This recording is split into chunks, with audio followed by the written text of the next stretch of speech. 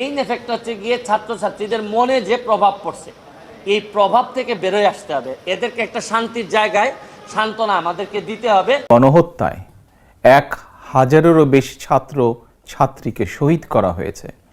দেশের ছাত্রছাত্রী তরুণ যুবকদের বিরুদ্ধে গণহত্যায় কোঠা আন্দোলন নিয়ে এবার ব্যারিস্টার সুমন ও প্রধানমন্ত্রীর উপর রেগে গেলেন তারেক জিয়া। আজকের ভিডিওতে দেখানো হবে কী কারণে ব্যারিস্টার সুমন ও প্রধানমন্ত্রীর উপর রেগে গেছেন তারেক জিয়া। তারেক জিয়াকে নিয়ে ব্যারিস্টার সুমন কি বললেন সেটাও আজকের ভিডিওতে দেখানো হবে। তো বন্ধুরা চলুন সর্বপ্রথম আমরা দেখব তারেক জিয়া কি বললেন প্রধানমন্ত্রী ও ব্যারিস্টার সুমনকে নিয়ে, তারপরে চলে যাব ব্যারিস্টার সুমনের কাছে। বিসমিল্লাহির রহমানির রহিম। প্রিয় দেশবাসী, আসসালামু আলাইকুম। প্রিয় বাংলাদেশ এখন এক মৃত্যু উপত্যকা। জুলাই মাসে সংগঠিত গণহত্যায় 1000-এরও বেশি ছাত্র ছাত্রীকে শহীদ করা হয়েছে। দেশের ছাত্রছাত্রী তরুণ যুবকদের বিরুদ্ধে গণহত্যায় এ পর্যন্ত কমপক্ষে 40,000 মানুষ আহত হয়েছে। হাসপাতাল কিংবা বাসায় বাসায় মৃত্যু যন্ত্রণায় কাতরাচ্ছেন হাজার হাজার মানুষ। রাজধানীর এমন একটি কলেজ, বিশ্ববিদ্যালয় কিংবা দেশের এমন একটি জেলা উপজেলাও খুঁজে পাওয়া যাবে না যেখানে কেউ হতাহত হননি। ঘরে ঘরে চলছে সন্তান স্বজনহারা পিতামাতা আত্মীয়দের আর্তনাদ। এমন নিষ্ঠুর পরিস্থিতিতেও দেশে কারফিউ জারি করে চলছে গণগ্রেফতার। খুনি হাসিনা একদিকে কারফিউ জারি করে সেনাবাহিনী, বিজেপি, পুলিশের খুনি চক্রকে আন্দোলনকারীদের দেখামাত্র গুলি করার নির্দেশ দিয়েছে।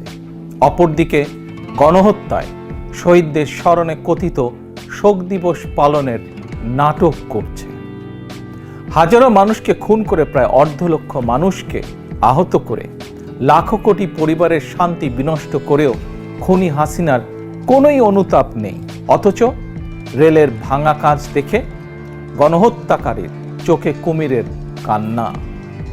প্রিয় দেশবাসী, অবৈধ ক্ষমতা টিকিয়ে রাখার অপচেষ্টায় খুনি হাসিনা জুলাইয়ে গণহত্যায় পুলিশ, বিজেপি, র্যাবের পাশাপাশি এবার সেনাবাহিনীকেও ছাত্রছাত্রীদের বিরুদ্ধে লেলিয়ে দিয়েছে। গণহত্যাকারী খুনি শেখ হাসিনাকে বাঁচাতে সেনাবাহিনী এখন নিজ দেশের জনগণের বিরুদ্ধে গোলাগুলি করছে আর শত্রুর সঙ্গে করছে গলাগলি। সেনা পরিবারের একজন সদস্য হিসেবে আমি সেনাবাহিনীর কর্মকর্তা এবং সদস্যদেরকে স্মরণ করিয়ে দিয়ে বলতে চাই, খুনি হাসিনার পৃষ্ঠপোষকতায় 2009 সালে বিডিআর পিলখানায় সেনা হত্যাযজ্ঞ চালিয়ে 57 জন সেনা কর্মকর্তাকে নির্মমভাবে হত্যা করা হয়েছিল। সেদিন নিজের সহকর্মীদের রক্ষা করতে আপনারা চূড়ান্তভাবে হয়েছিলেন ব্যর্থ। অথচ এখন সন্তান সমতুল্য ছাত্রছাত্রীদের বুকে গুলি চালিয়ে নিজেদের বীরত্ব জাহির করছেন আপনারা। বীরত্ব দেখাতে চাইলে অরক্ষিত সীমান্তে যান। জনগণ মনে করে দাবিদারি করতে করতে আপনারা নিজেদের স্বাধীনতা, সম্মান, সাহস এবং আত্মমর্যাদা হারিয়ে ফেলেছেন। সেনাবাহিনীকে বলবো, মিয়ানমারের সেনাবাহিনীর মতন নিজ দেশের জনগণের সঙ্গে যুদ্ধে লিপ্ত হবেন না। এতে কোনো বাহাদুরি নেই। অবিলম্বে ব্যারাকে ফিরে যান। প্রিয় দেশবাসী, ভাই ও বোনেরা, খুনি হাসিনাকে পদত্যাগে বাধ্য করতে জাতীয় ঐক্যের কোনোই বিকল্প নেই। একজন রাজনৈতিক কর্মী হিসাবে, একজন বাংলাদেশি হিসাবে বাংলাদেশের পক্ষের শক্তি, গণতন্ত্রের পক্ষের শক্তি প্রতিটি রাজনৈতিক দল, সামাজিক সাংস্কৃতিক সংগঠন, শিক্ষক, বুদ্ধিজীবী, কৃষক, শ্রমিক, স্বল্প আয়ের মানুষ, শ্রমজীবী, পেশাজীবী তথা ধর্ম, বর্ণ নির্বিশেষে প্রত্যেক ব্যক্তি ও গোষ্ঠীর প্রতি আমি বিনীত আহ্বান জানিয়ে বলতে চাই, আসুন সবাই মিলে গণহত্যাকারী খুনি হাসিনার, খুনি সন্ত্রাসী বাহিনীর বিরুদ্ধে রাজপথে চূড়ান্ত প্রতিরোধ গড়ে তুলি। যার যা কিছু আছে তাই নিয়ে ছাত্র জনতার বৃহত্তর এই ঐক্যের আন্দোলনকে আমরা সফল করি। খুনি হাসিনাকে বিদায় করি, বাংলাদেশকে স্বাধীন করি আমরা। প্রিয় দেশবাসী, ভাই ও বোনেরা, তারুণ্যের শক্তি জেগে উঠেছে। গণহত্যা, গণগ্রেফতার চালিয়ে তারুণ্যের শক্তিকে আর রুখে দেওয়া যাবে না। নির্দ্বিধায় নিঃসংকোচে বুকে বুলেট আলিঙ্গন করে শহীদ আবু সাইদ প্রমাণ করে দিয়েছে দিল্লির কৃতদাস তাবেদার খুনি হাসিনার লেলিয়ে দেওয়া সেনাবাহিনী, বিজেপি আর পুলিশের খুনিচক্রের ভয় স্বাধীন বাংলাদেশের তারুণ্য আর পিছু হটতে রাজি নয়। ছাত্রছাত্রীদের বিরুদ্ধে গণহত্যা চালিয়ে বৈষম্য বিরোধী ছাত্র আন্দোলনের কয়েকজন সমন্বয়ককে গ্রেফতার করে খুনি হাসিনা চলমান আন্দোলনকে দমন করে দিতে চেয়েছিল। কিন্তু এখন সারা দেশের প্রতিটি জেলা, উপজেলা, ইউনিয়ন, পাড়া, মহল্লা, শহর, নগর, বন্দর, কোথাও কোনো এলাকায় সমন্বয়কের অভাব নেই। একজন গ্রেফতার হলে সঙ্গে সঙ্গে আরেকজন ছাত্র কিংবা ছাত্রী সমন্বয়কের দায়িত্ব গ্রহণ করে আন্দোলন অব্যাহত রেখেছেন। খুনি হাসিনা পতনের এই আন্দোলন এভাবে এখন সারা দেশে স্ফুলিঙ্গের মতন ছড়িয়ে পড়েছে। হাসিনার পতন না হওয়া পর্যন্ত ছাত্র জনতার ঐক্যের এই আন্দোলন আর থামবে না। প্রিয় ভাই ও বোনেরা, হাসিনা একজন ঠান্ডা মাথার খুনি। খুনির কাছে খুনির বিচার সম্ভব নয়। গণহত্যাকারীকে বিদায় না করা পর্যন্ত গণহত্যার বিচারও সম্ভব নয়। সুতরাং ছাত্রছাত্রী হত্যার সুষ্ঠু এবং নিরপেক্ষ বিচার নিশ্চিত করতে হলে, গণহত্যায় মারাত্মকভাবে আহতদের সুচিকিৎসার ব্যবস্থা নিশ্চিত করতে হলে এবং আন্দোলনকারী সকল ছাত্রছাত্রী শিক্ষার্থীর ভবিষ্যৎ নিরাপত্তা নিশ্চিত করতে হলে, শহীদের স্বপ্নের বৈষম্যহীন বাংলাদেশ গড়তে হলে গণহত্যাকারী মাফিয়া খুনি হাসিনাকে ক্ষমতা থেকে বিদায় করতেই হবে। প্রিয় অভিভাবক এবং সকল বিরোধী রাজনৈতিক সহকর্মীবৃন্দ, গত 15 বছর ধরে খুনি হাসিনা আমাদের অসংখ্য সহকর্মীদেরকে গুম, খুন, হত্যা, অপহরণ করেছে। আর এখন রাজপথে আমাদের সন্তানদের পাখির মতন গুলি করে হত্যা করছে। এমনকি ঘরের ভেতরে আমাদের শিশুরাও নিরাপদ নয়, আমাদের মা বোনেরা নিরাপদ নয়। আর এ কারণেই খুনি হাসিনাকে বিদায় করে আপনার, আমাদের সন্তান স্বজনদের ভবিষ্যৎ নিশ্চিত ও নিরাপদ করতেই চলমান ছাত্র জনতার ঐক্যের এই আন্দোলন। গণতন্ত্রের পক্ষের একজন রাজনৈতিক কর্মী অথবা সন্তানের অভিভাবক হিসাবে চলমান এই আন্দোলনে আপনি রাজপথে কিংবা আপনার নিজ নিজ এলাকায় আওয়ামী সন্ত্রাসীদের এবং সেনা, বিজেপি, পুলিশের খুনিদের বিরুদ্ধে শক্ত প্রতিরোধ গড়ে তুলুন। একজন গ্রেফতার হলে বৈষম্য বিরোধী ছাত্র আন্দোলনের মতন সঙ্গে সঙ্গে আরেকজন দায়িত্ব নিন, নেতৃত্ব নিন, নেতৃত্ব দিন। কোনো নির্দেশনার জন্য অপেক্ষার প্রয়োজন নেই। নির্দেশনা একটাই, দাবি একটাই, দফা এক, দাবি এক, খুনি হাসিনার পদত্যাগ। খুনি হাসিনা বিদায় না হওয়া পর্যন্ত ছাত্র জনতার এই ঐক্যের আন্দোলন চলবেই চলবে। আমাদের ছাত্র ছাত্রীরা জীবন দিয়ে শিখিয়ে দিয়ে গিয়েছে, আমাদের সন্তানেরা জীবন দিয়ে দেখিয়ে দিয়ে গিয়েছে। ঐক্যবদ্ধ প্রতিরোধ গড়ে তুলতে পারলে খুনি হাসিনার বিদায় সময়ের ব্যাপার মাত্র, ইনশাআল্লাহ। সর্বশেষে খুনি হাসিনার বিরুদ্ধে তারুণ্যের এই চলমান আন্দোলনে কবি রকিব লিখনের একটি সাহসী পংক্তিমালা দিয়ে আমি শেষ করতে চাই। যদি তুমি ভয় পাও তবে তুমি শেষ, যদি তুমি রুখে দাঁড়াও তবেই তুমি বাংলাদেশ। আল্লাহ হাফেজ।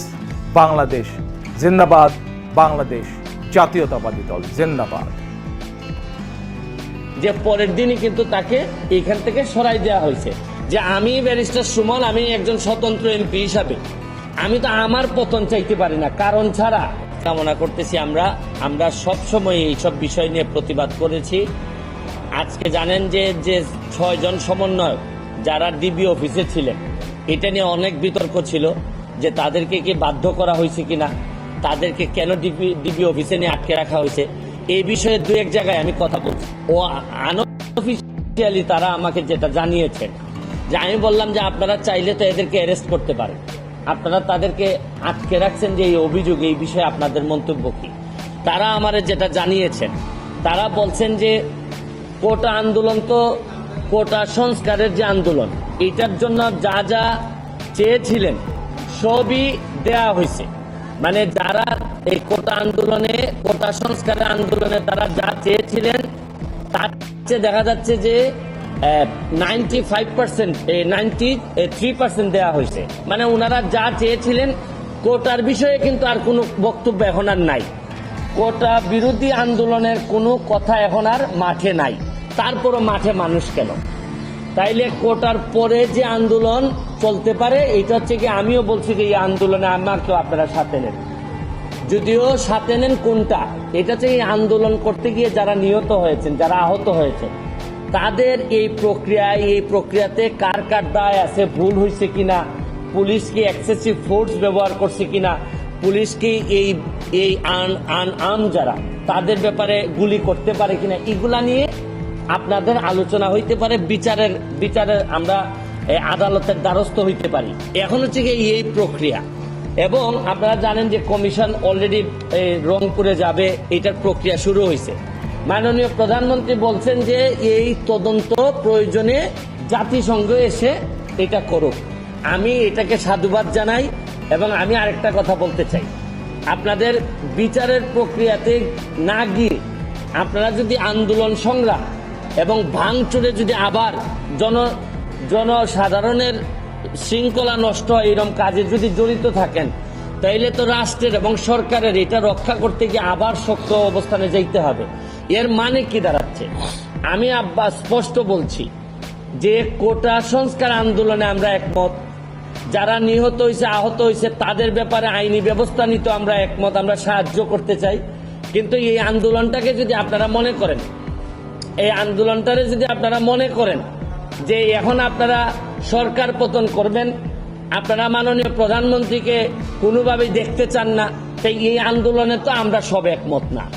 এটা আমি বারবারই বলছি যে আমি ব্যারিস্টার সুমন, আমি একজন স্বতন্ত্র এমপি হিসাবে আমি তো আমার পতন চাইতে পারি না, কারণ ছাড়া বা আমার বিরুদ্ধে অভিযোগ ছাড়া। এখন সরকার পতন মানে তো আমারও পতন আমি চাই। আর প্রশ্ন হচ্ছে গিয়ে কোটা আন্দোলনের জন্য আসছিলেন, আপনারা সফল হয়েছেন এবং এটা মানতে বাধ্য হয়েছে সবাই, এটা আদালতের মাধ্যমে আসছে। এখন আপনারা বিচার চাইতে পারেন যে কোন কোন জায়গায় অন্যায় হয়েছে। এবং আমি আপনাদের মাধ্যমে আরেকটা কথা বলতে চাই, আপনারা জানেন যে ডিবির যিনি হারুন সাহেব ছিলেন, এই যে হাইকোর্ট তাকে নিয়ে একটা কথা বলছে যে তামাশা, আপনি জাতির সাথে এটা তামাশা। এরপরে কিন্তু সরকারের একটি, আমার কাছে মনে হচ্ছে একটি ভালো দিক, যে পরের দিনই কিন্তু তাকে এখান থেকে সরাই দেওয়া হয়েছে। আমি মাননীয় প্রধানমন্ত্রীর কাছে আমি একটা দাবি জানাবো, এটা মনে করি যে আমি সাধারণ ছাত্রের পক্ষে আমি দাবিটা জানাইতে চাই। এইটা হচ্ছে গিয়ে যে এই প্রক্রিয়ায় হারুন সাহেবরে যেভাবে সরাই দেওয়া হয়েছে, এই প্রশাসনে মন্ত্রী থেকে শুরু করে এবং দলের নেতারা যারা এই কাজের সাথে ব্যর্থতার পরিচয় দিচ্ছেন, আমি দাবি জানাবো যে তাদেরকেও যদি এই জায়গাগুলো থেকে সরাই দেন, তাহলে আমার মনে হয় ছাত্রদের জন্য আরেকটি শান্তির বিষয় হবে। আমরা তো এই জীবনগুলা ফিরাই আনতে পারবো না, যে জীবনগুলা মারা গেছে, অন্তত তাদের আত্মার শান্তির জন্য আমরা যে সব জায়গায় এই ব্যর্থতা আছে, এই মানুষগুলার যদি আমরা সরাই দেই, তাহলে আমি মনে করি দল, দেশ, ছাত্ররা যারা আন্দোলন করতেছে তাদের জন্য, তাদের। তো বন্ধুরা, আজকের ভিডিওতে আপনারা দেখলেন ব্যারিস্টার সুমন ও তারেক জিয়ার বক্তব্য। দুইজনের বক্তব্য শুনে আপনাদের কি মন্তব্য অবশ্যই কমেন্ট বক্সে কমেন্ট করতে ভুলবেন না। আর হ্যাঁ, এমন নিত্য নতুন আপডেট খবর সবার আগে পেতে এখনই আমাদের পিচ্চি সাকিব ইউটিউব চ্যানেলটি সাবস্ক্রাইব করুন।